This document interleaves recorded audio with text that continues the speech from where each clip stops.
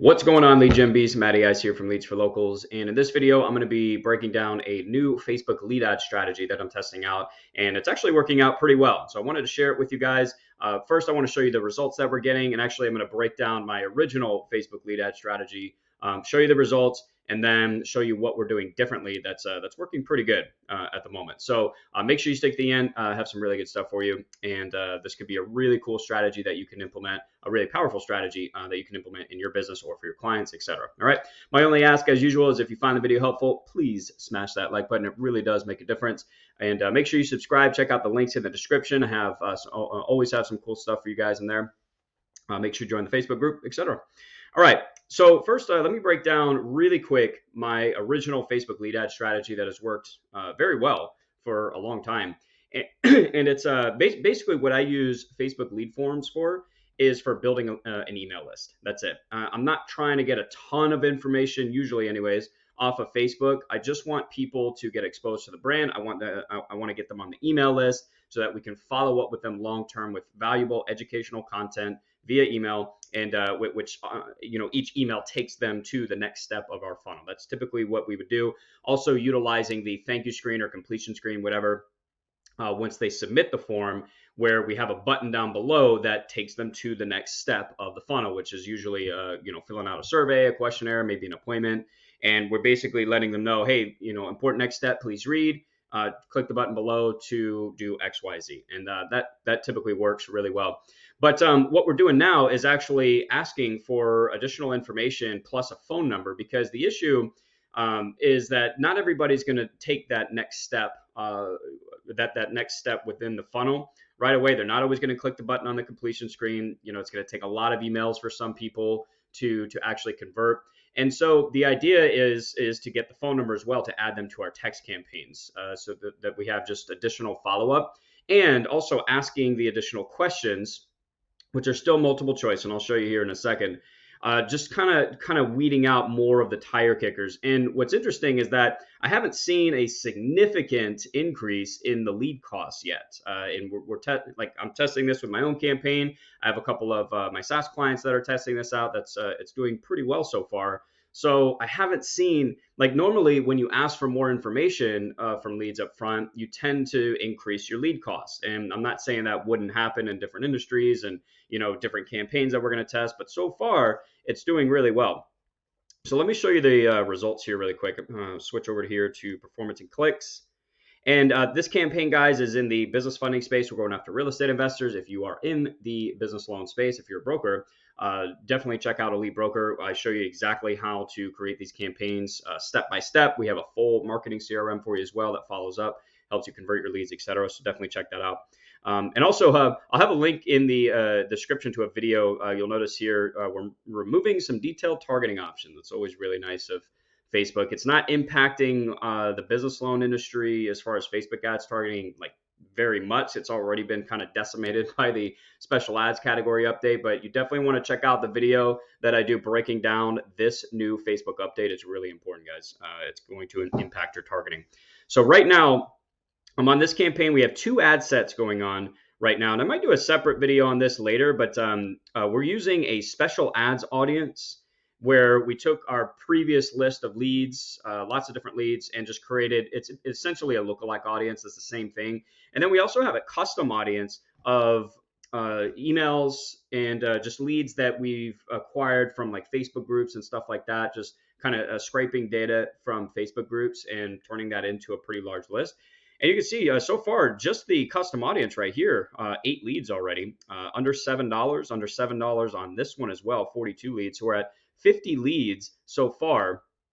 And originally, these would just be first name and email. So, that's still really good. And we always get usually get a certain number of people that provide their email. But then on the completion stage or page of the form, they take that next step within the funnel and fill out the survey. We typically see like 1 out of 4, 1 out of 3 sometimes. But in this particular case, I mean, it's almost the same exact lead cost. Like this one, for example, right here, round 2, 3 layers of interest, whatever. This campaign right here, within this time frame, it's a little over a month, we generated 139 leads at $6.73, and this right here was just first name and email. That's it. So we're actually doing pretty much the same, if not better, on this particular campaign right here than we were, and we're asking for a lot more information on this one. That's what's really interesting about this. So let me show you now the actual lead form that we're using. And I mean, it's nothing crazy, but there's a couple of things I want to break down that do make a difference, because if you set this up wrong, your lead costs will go up very dramatically. I've actually seen that happen in our testing so far. So let me break this down here. I'm going to pause this really quick just to make sure that I have all of the stuff blacked out, for privacy purposes. So I'll be right back. All right, guys. So here's the form. And so what we have here is, and I break this down in like different videos, but with our headline, it's always the same headline that I'm using inside of my, like on the actual Facebook ad. I do the same headline for the form. I do, just a quick, call it, or like quick instructions right here on what they need to do next. And basically what we've done is we've added 3 multiple choice questions here on the front end. And you do that under this questions tab right here. Now, here's something really important is, and this is just what I've seen in testing it, is the multiple choice. It's enough, like adding the 3 questions, it's enough to weed out more of the tire kickers, because it's going to take them longer to fill out the form, obviously, because they have to answer these questions. But we also don't want to make it so complicated and take so long that people just give up and they don't submit the form. Oh, this is too much work, whatever. So the other way that I've seen this increase, like significantly increase the lead cost, is by adding questions that people need to actually type out the answer. You don't want that. You still want all multiple choice questions here, and they're really easy to do. You just add question, multiple choice. You don't want to do the short answer. I suppose you could, depending on what you're looking to do, but just so far on what I've tested, this is working really well, much better. So we're adding the additional questions, just basic stuff you would normally ask your prospect on a first time phone call or whatever. All right, and then from here, that's when we ask for their name, their phone, email, phone number, right? And what's great about this is now we're weeding out more of the tire kickers by asking these additional questions. We are still collecting the email address. We have that long-term email follow-up campaign, but now we're also asking for the phone number so we can text them and let them know, hey, we just emailed you with this questionnaire or whatever. Check it out. Let me know if you have questions, etc. Right. So, and of course, all that's being done in GoHighLevel. If you guys are not familiar with GoHighLevel, haven't heard of it, again, check out the links in the description. I'll have some tutorials and a walkthrough breakdown of what GoHighLevel is. It is essential for your lead generation, guys.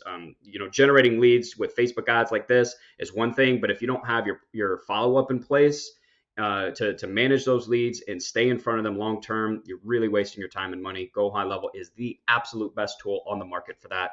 So definitely check that out. You get a 2-week free trial in the description as an affiliate link. I appreciate it. All right, now the completion part here. This has stayed pretty much the same, where we're just letting them know that there's an important next step. In this particular case, since they're already answering some basic questions, we are just sending them to the calendar page inside of our funnel. And so far, that's working pretty well. Again, still testing this. If we head over to our GoHighLevel account here, so far, and I actually, unfortunately, I don't know if this is 100% accurate. One of the things that I'm struggling with a little bit with GoHighLevel is building a little bit more sophisticated list to see exactly where, like especially when you have multiple campaigns going on, you want to know where all of your leads and appointments are coming from. I haven't discovered a really good way to do that inside of GoHighLevel at the moment, but right now the way that I'm doing it is I'm just creating a simple filter based on the tag and then when their appointment was booked. All right, and so far I have 8 records, 8 appointments out of 50 leads. That's not terrible. I think that's like a 15 or 16% booking rate. I also use ClickMagick. So the link in that button on the completion stage is a ClickMagick link. I use ClickMagick all the time, guys. Again, 2-week free trial in the description if you want to check it out. ClickMagick is awesome because I can see exactly how many times that button has been clicked. So out of the leads that we've generated using the lead form, how many people have actually clicked that button to book an appointment or just take the next step in the funnel? I can see 26 unique clicks. So a little over half of the leads that we've generated have clicked that button initially, like right after they filled out the form, to go book an appointment. Now, of course, not everybody did it because we only have 8, which might be inaccurate. I'm not 100% sure right now, but even still, for me, this is working really well. Our lead costs are great. The cost per appointment, it's a little higher than what I normally like it to be, but as long as we're getting the leads coming in, I know that over time our follow up is going to book more appointments and do a lot of the heavy lifting for us. So that's pretty much it, guys. I don't want this video to be too long. It's really just a minor. Well, I don't want to say minor because it can make a really big difference. But the only thing we've really done with changing the strategy is just the adjusting the lead form. So we're asking 3 multiple choice questions up front, and then we added the phone number, and then we just changed where we're sending them on the completion page. So it really just depends on your business, what your funnel looks like, how many steps you have, etc. But I wanted to share this strategy because it's working really well. And if you can get that extra information for pretty much the same lead cost as you were before, only asking for a first name and email, to me, that makes sense to do all day long. All right. So let me know what you guys think. If you have any questions or feedback, leave a comment down below. Let me know what you think about this. And if you test it out, let me know what your results are as well. So anyways, I appreciate your time, guys. I hope you're crushing it. As always, again, make sure you join the Facebook group, and talk to you in the next one. Peace.